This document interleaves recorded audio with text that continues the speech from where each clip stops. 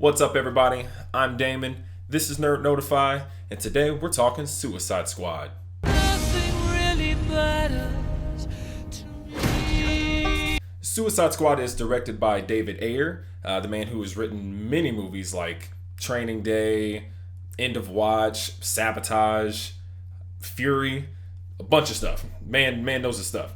It's also starring Will Smith, Margot Robbie, Viola Davis, Jared Leto, just a massive amount of people, right? Full of people. The movie is stacked.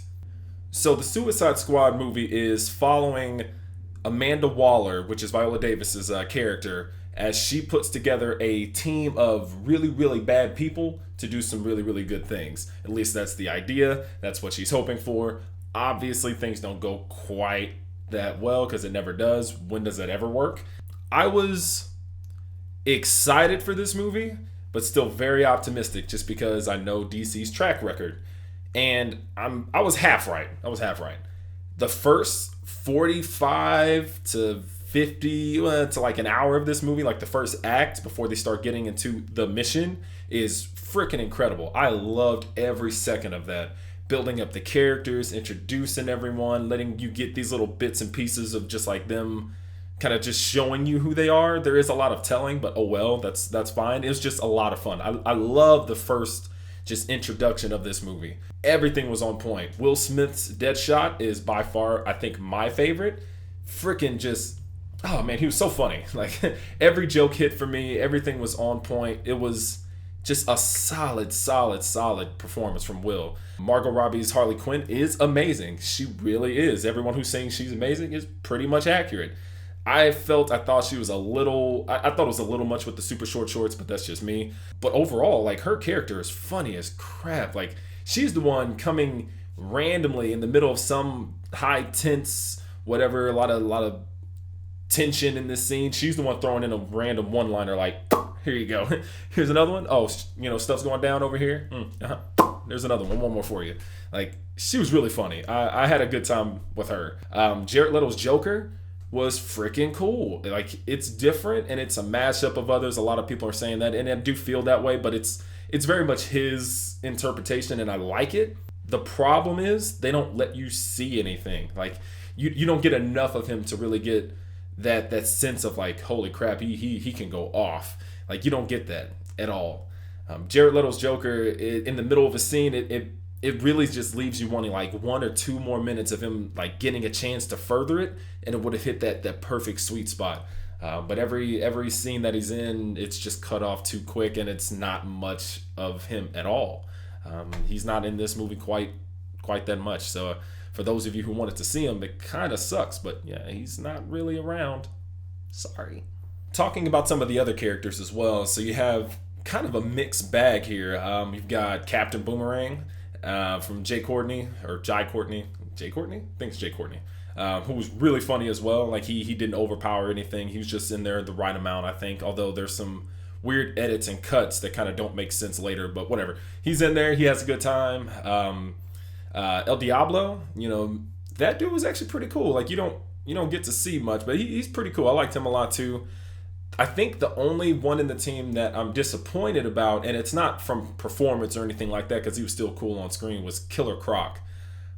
I'm not used to Killer Croc being kind of shorter than like Harley Quinn and Katana. Like it just didn't feel right for me. And I don't know. He's supposed to be big, very vicious, this menacing guy, and he's very much menacing, and they're terrified of him, and he looks cool in the makeup, which is awesome, by the way. I'm glad that was, I think, for the most part, mostly practical, besides some little things that had to do with his eyes and I think his teeth. It didn't give me that sense of like Killer Croc could kill just about any of them in this in this room if he wanted to, and that's kind of what I was missing. But overall, he still looked cool. He still had some fun moments here and there. His jokes were funny. They made him a little bit more quiet and just kind of like super hood. You know what I mean? Like it was cool. I think people understand what I mean when they get a chance to see it. But that's the only thing that kind of left me wanting. You do have Enchantress in this, and her visual effects are pretty cool. One of the trailers shows the hand, and it comes up and then does the flip, and it dematerializes into the Enchantress. I was like, that's sick. That was really, really good stuff. So her visuals, for the most part, are stellar. aside from the end, which gets a little heavy on the CG, which also brings me to the things I didn't like, which are pretty much the second and third act of this movie. I do not like the end. I just don't. It's another cliche giant thing to fight. That's all I'm going to say, because I don't want to ruin it for anybody. Overall, I had a lot of fun, though. The movie itself is super fun. I mean, jokes everywhere, lighthearted in a lot more ways than what, say, Batman v Superman brought to the table, which, of course, is going to be compared to, because it's all part of the same universe.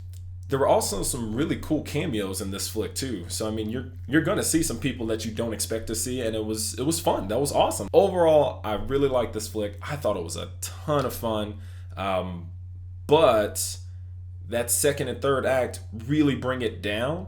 I'm still gonna say people should go check it out. I think it's definitely worth watching. It's gonna be kind of polarizing in that you're either gonna love it or you're gonna be kind of turned off by some aspects of the film, which is fine. But I think it's better overall than Batman v Superman, and it was a lot of fun. It shows a lot of promise for what the DC Universe can do in film. The characters are freaking cool. Like, there's so many good standout moments. I want to see more of that, and I'm excited to see more. That's why I can't wait to see Wonder Woman. That's why I can't wait to see Aquaman and The Flash, because I just want to see what happens.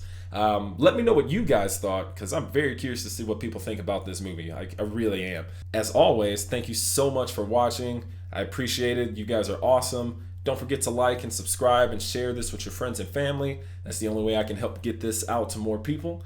And seriously, you guys take it easy. It's been fun. It's always a blast. Don't forget to dance it out, peeps. All right? Deuces.